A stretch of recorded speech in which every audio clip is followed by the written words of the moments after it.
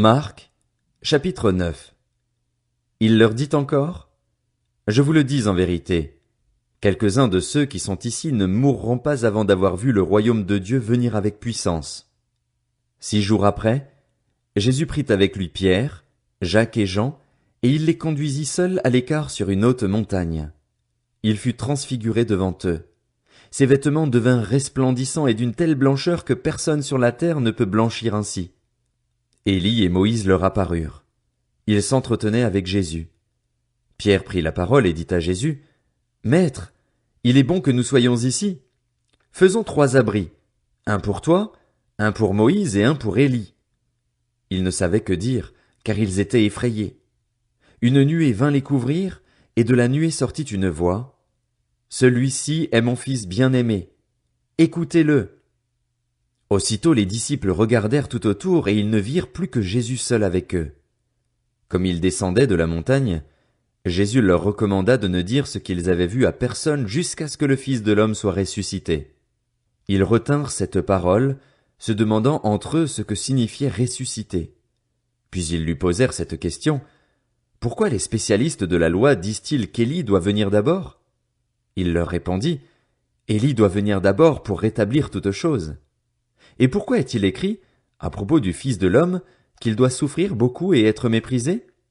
Mais je vous le dis, Élie est déjà venu et ils l'ont traité comme ils ont voulu, conformément à ce qui est écrit à son sujet. Lorsqu'ils revinrent vers les disciples, ils virent autour d'eux une grande foule et des spécialistes de la loi qui discutaient avec eux. Dès que les gens virent Jésus, ils furent surpris et accoururent pour le saluer. Il leur demanda: De quoi discutez-vous avec eux? Un homme de la foule lui répondit: Maître, je t'ai amené mon fils qui a un esprit muet. Partout où l'esprit s'empare de lui, il le jette par terre. L'enfant écume, grince des dents et devient tout raide. J'ai prié tes disciples de chasser l'esprit et ils n'ont pas pu. Génération incrédule, leur dit Jésus, jusqu'à quand serai-je avec vous? Jusqu'à quand devrais-je vous supporter? Amenez-le-moi. On le lui amena.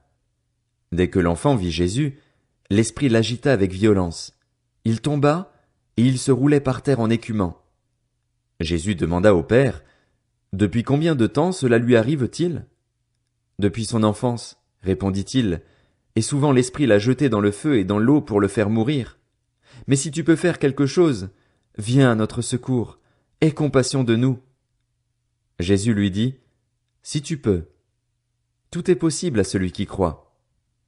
Aussitôt le père de l'enfant, en larmes, s'écria: Je crois, Seigneur, viens au secours de mon incrédulité. Voyant accourir la foule, Jésus menaça l'esprit impur en lui disant: Esprit muet et sourd, je te l'ordonne, sors de cet enfant et n'y rentre plus. L'esprit sortit de l'enfant en poussant des cris et en le secouant très violemment. L'enfant devint comme mort, de sorte que beaucoup disaient qu'il était mort, mais Jésus le prit par la main, le fit lever, et il se tint debout. Quand Jésus entra dans la maison, ses disciples lui demandèrent en privé: Pourquoi n'avons-nous pas pu chasser cet esprit? Il leur dit: Cette espèce-là ne peut sortir que par la prière et par le jeûne.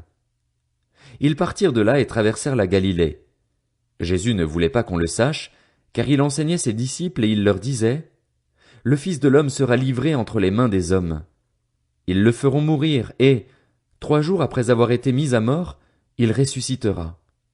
Cependant, les disciples ne comprenaient pas cette parole et ils avaient peur de l'interroger. Ils arrivèrent à Capernaüm.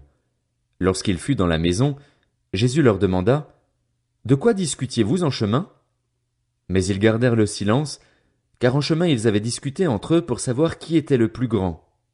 Alors il s'assit, appela les 12 et leur dit: Si quelqu'un veut être le premier, il sera le dernier de tous et le serviteur de tous. Il prit un petit enfant, le plaça au milieu d'eux et, après l'avoir pris dans ses bras, il leur dit: Celui qui accueille en mon nom un de ces petits enfants, c'est moi-même qui l'accueille, et celui qui m'accueille, ce n'est pas moi qui l'accueille, mais celui qui m'a envoyé.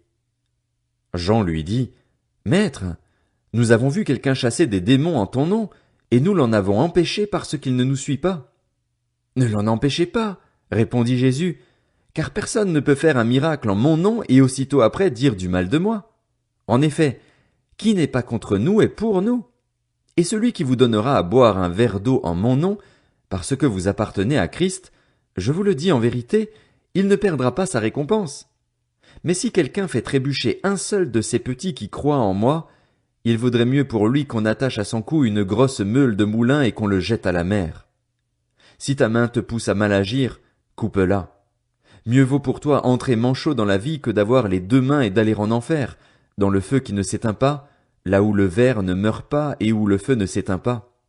Si ton pied te pousse à mal agir, coupe-le. Mieux vaut pour toi entrer boiteux dans la vie que d'avoir les deux pieds et d'être jeté en enfer, dans le feu qui ne s'éteint pas, là où le ver ne meurt pas et où le feu ne s'éteint pas. Et si ton œil te pousse à mal agir, arrache-le. Mieux vaut pour toi entrer dans le royaume de Dieu avec un seul œil que d'avoir deux yeux et d'être jeté dans l'enfer de feu, là où le ver ne meurt pas et où le feu ne s'éteint pas. En effet, tout homme sera salé de feu et tout sacrifice sera salé de sel. Le sel est une bonne chose, mais s'il perd sa saveur, avec quoi la lui rendrez-vous? Ayez du sel en vous-même et soyez en paix les uns avec les autres.